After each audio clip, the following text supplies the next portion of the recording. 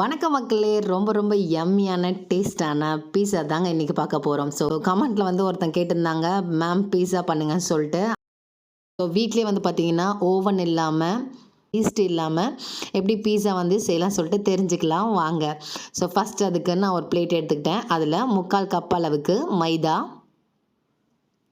1 table spoon அளவுக்கு sugar, 1 table spoon அளவுக்கு baking powder, so 3 table spoon அளவுக்கு curd தயிர் வந்து நான் ஆட் பண்ணிக்கிறேன். ஸோ நம்ம தண்ணியே மிக்ஸ் பண்ண தேவையில்ல. ஸோ இந்த தயிரோடு சேர்த்து நல்லா மிக்ஸ் பண்ணுங்கள். ஸோ சப்பாத்தி மாவு எப்படி நம்ம பண்ணுவோமோ அதே அளவுக்கு நம்ம பண்ணிடலாம். ஸோ செய்யும்போது கொஞ்சம் தண்ணி இல்லாத போல் ட்ரையாக இருக்கிற போல் இருந்துச்சுன்னா இன்னும் ஒரு 2 டேபிள் ஸ்பூன் வந்து நம்ம யூஸ் பண்ணலாம். அதாவது 3 to 5 டேபிள் ஸ்பூன் வந்து தயிர் வந்து நம்ம ஆட் பண்ணிக்கலாம். ஸோ ஆட் பண்ணி நல்லா மிக்ஸ் பண்ணிவிடுங்க சப்பாத்தி அளவுக்கு. ஸோ இதில் ஒரு 1/4 டேபிள் ஸ்பூன் அளவுக்கு எண்ணெய் ஆட் பண்ணி அப்படியே க்ளோஸ் பண்ணி வச்சிடலாம். ஸோ ஒரு 15 மினிட்ஸ் அது அப்படியே இருக்கட்டும். ஸோ அதே சமயம் பார்த்திங்கன்னா நான் ஒரு பழைய கடாயை எடுத்துக்கிட்டேன். ஸோ உங்கள் வீட்டில் நீங்கள் பழைய கடாய் வந்து அகலமானது இருந்து எடுத்துக்கலாம். பாருங்கள் 15 மினிட்ஸ் ஆகிடுச்சு, நல்லா சாஃப்டாகிடுச்சு மாவு. இது வந்து சப்பாத்தி போல் நம்ம வந்து அதை ரவுண்ட் ஷேப் பண்ண ஆரம்பிக்கலாம். ஒரு பிளேட் எடுத்துக்கலாம். அந்த பிளேட்டில் கொஞ்சமாக பார்த்திங்கன்னா ஆயில் ஆட் பண்ணி ஸ்ப்ரெட் பண்ணி வச்சிடலாம். ஸோ இதில் நம்ம ஏற்கனவே செஞ்சு வச்சுருந்த அந்த பீஸா பேட்டர் வந்து இதில் வைக்கலாம். ஸோ இந்த மாவு வச்சுட்டு நம்ம அதுக்கு மேலே ஒரு ஃபோக் எடுத்துக்கலாம். ஃபோக் எடுத்து நல்லா இது போல் பண்ண ஆரம்பிங்க. ஸோ பீஸா சாஸ் எடுத்துக்கலாம். ஸோ இது ரொம்ப பெரிய விஷயம்லாம் கிடையாதுங்க பீஸா சாஸ்லாம்.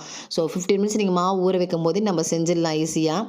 உங்கள் வீட்டில் வந்து டொமேட்டோ வந்து கெச்சப்போ அல்ல சாஸ் இருந்துச்சுன்னா அது 2 டேபிள் ஸ்பூன் எடுத்துங்க. கொஞ்சமாக கார்லிக் கட் பண்ணி போட்டுருங்க. Black pepper, oregano, chilli flakes இதெல்லாம் சேர்த்து நீங்கள் ஆட் பண்ணி வச்சாலே நமக்கு பீஸா சாஸ் வந்து ரெடி ஆகிடும். ஸோ நம்ம பீஸா சாஸ் வந்து ஆட் பண்ணியாச்சு இதில். ஸோ நான் கட் பண்ணி வச்சுருந்தேன் ஆனியன் வந்து ஆட் பண்ணுறேன். இந்த ஷேப்க்கு வந்து கட் பண்ணியிருக்கேன். இதை சுற்றி நம்ம வந்து வைக்க ஆரம்பிக்கலாம். க்ரீன் கேப்சிகம், ஸோ நீங்கள் ரெட் கேப்சிகம் இருந்தாலும் யூஸ் பண்ணிக்கலாம். ஸோ எல்லோவும் யூஸ் பண்ணலாம்.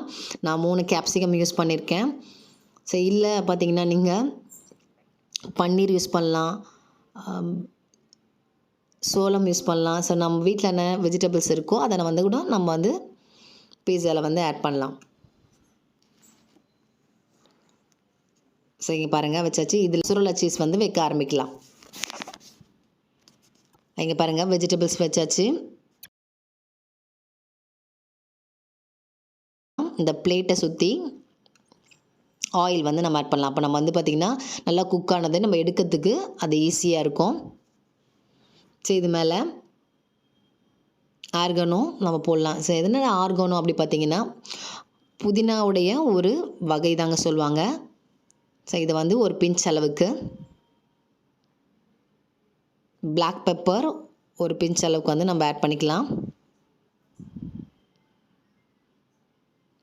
சில்லி ஃப்ளேக்ஸ் வந்து கொஞ்சம் காரத்துக்கு தகுந்த போல் ஆட் பண்ணிடலாம். ஸோ அவ்வளோதான்.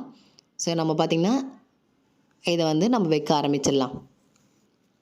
ஸோ கரெக்டாக 15 மினிட்ஸ் ஆனோடனே நம்ம எடுக்க ஆரம்பிக்கலாம். இங்கே பாருங்கள் 15 மினிட்ஸ் ஆகிடுச்சு. ரெடி ஆகிடுச்சு. ரொம்ப ரொம்ப டேஸ்டான யம்மியான பீஸா தாங்க. ஸோ உங்கள் வீட்லேயும் செஞ்சு பாருங்கள். பிடிச்சிருந்தா லைக் பண்ணுங்கள், ஷேர் பண்ணுங்கள், கமெண்ட்ஸ் பண்ணுங்கள். தேங்க்யூ.